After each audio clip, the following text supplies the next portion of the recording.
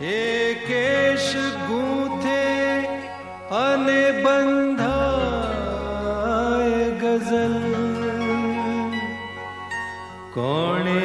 કહ્યું કે લયને આકાર નથી હોતા, એ અંગ મરોડે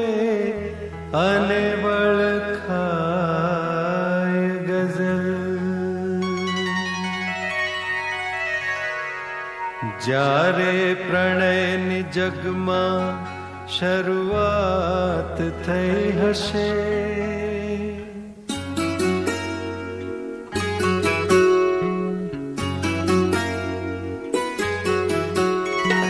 જ્યારે પ્રણયની જગમાં